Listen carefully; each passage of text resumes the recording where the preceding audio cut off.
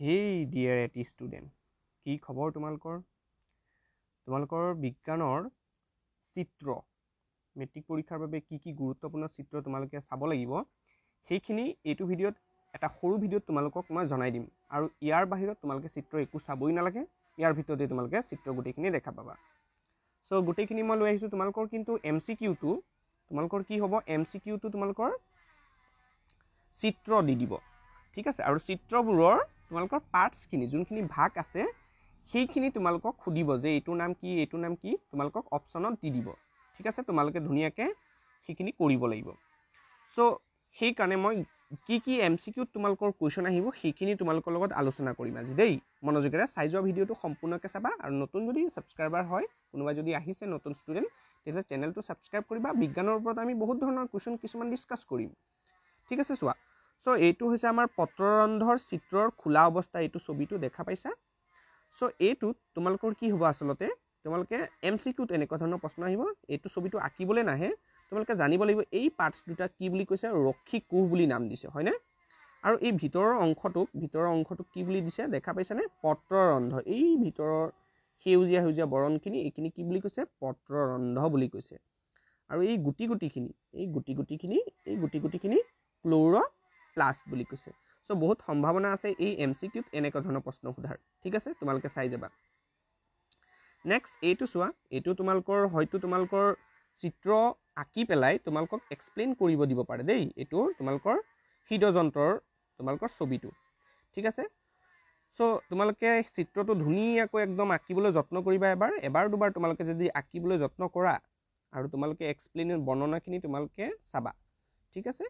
চ' বৰ্ণনাখিনি ধুনীয়াকৈ চালে চিত্ৰটো ইজিলি তোমালোকে পাৰিয়ে যাবা দেই। তোমালোকে নামখিনি তোমালোকে ধুনীয়াকৈ মনত ৰাখিবা।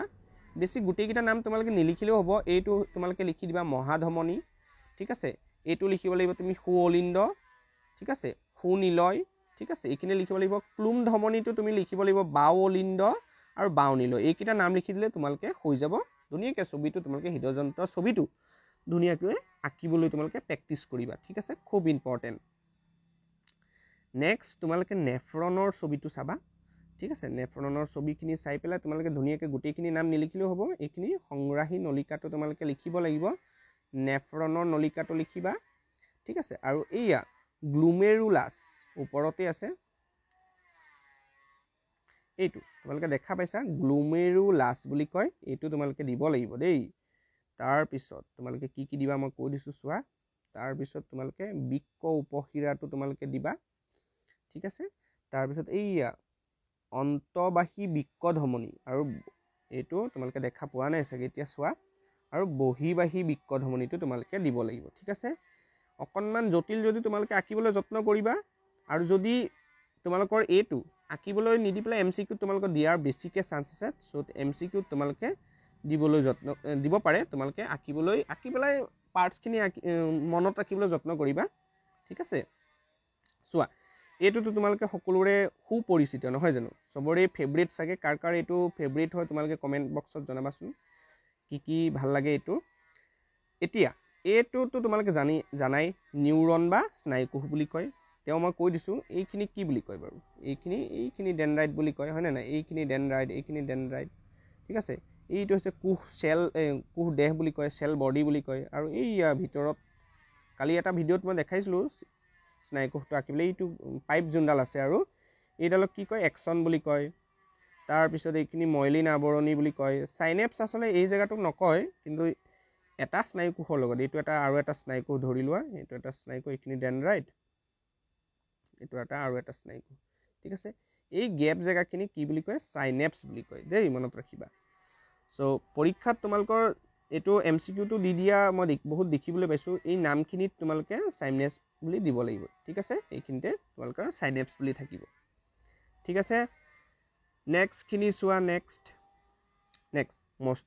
মস্তিষ্কটোৰ তোমালোকৰ MCQত দি দিব পাৰে হা, ঠিক আছে। MCQত দি দিব পাৰে, কাৰণ এইটো অকণমান ডিফিকাল্ট হৈ যায়, আঁকিব নিদিবও পাৰে হা। তোমালোকে MCQত চাবা। নামখিনি তোমালোকে খালি অকণমান মনত ৰাখিবা, কি দিব লাগিব। MCQত কি প্ৰশ্ন আহি যাব পাৰে, কোনটোৰ নাম কি, কোনখিনি আহিব চোৱা।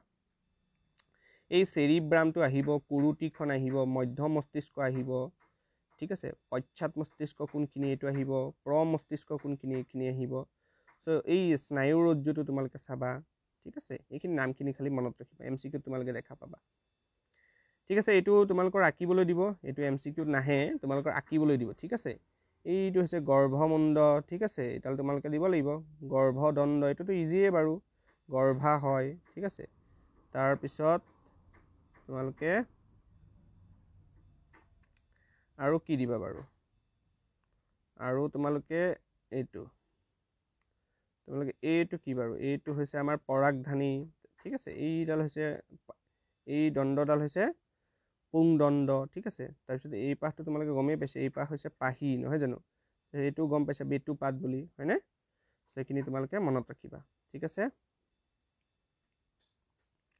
সো নেক্সট চোৱাচোন কি আছে সো এইটো তোমালোকৰ গৰ্ভমুণ্ডত পৰাগৰেণুৰ অংকুৰণ সো এইটো তোমালোকৰ এমসিকিউ দিব ঠিক আছে সো কেনেকুৱা দিব চোৱা সো এইখিনিক কি বুলি কয় এইখিনিক কি কয় পৰাগৰেণু বুলি কয় গৰ্ভমুণ্ড এই অলপ আগত ডিসকাস কৰিলোৱে আগৰ ছবিটো এইটো হৈছে পৰাগনলী ঠিক আছে এইটো হৈছে গৰ্ভা হয় বুলি কয় এই জায়গাটো ঠিক আছে এইখিনি তোমালোকৰ দিব ঠিক আছে এমসিকিউ দিব ইমানটা ইম্পৰ্টেন্ট নাই যদিও তোমালোকে চাবা ঠিক আছে নেক্সট এইটো এমসিকিউ দিয়াৰ বহুত বেছিকে চান্স আছে এইটোতো আঁকিবলৈ এনেও নিদিয়ে তোমালোকক এমসিকিউতে দিব ঠিক আছে চোৱা দেখা পাইছা এইটো মই জুম কৰি দিছো সো এইটো হৈছে তোমালোকে মনত ৰাখিবা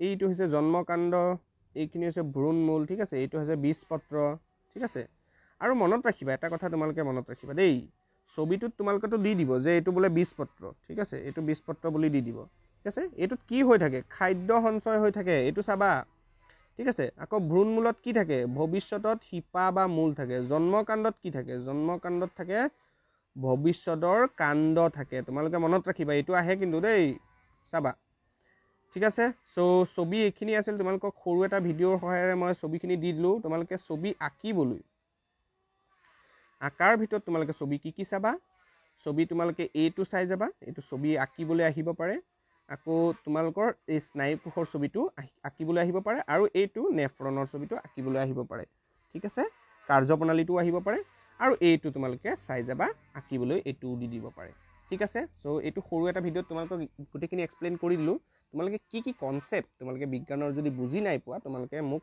জনাই দিয়া কমেন্টত মই ধুনীয়াকৈ বুজাই দিম ধুনীয়াকৈ আৰু তোমালোকে কেনেকুৱা পাই আছা মই মোবাইলতে তোমালোকক বুজাই দিবলৈ যত্ন কৰিছো বোৰ্ডত তোমালোকক কি কনসেপ্ট লাগে বোৰ্ডত মই বুজাই দিবলৈ যত্ন কৰিম আৰু কেনেকুৱা পাইছা ভিডিওটো তোমালোকে যদি ভাল পাইছা লাইক এটা কৰি দিবা আৰু তো আজিলৈ মই বিদায় মাগি নমস্কাৰ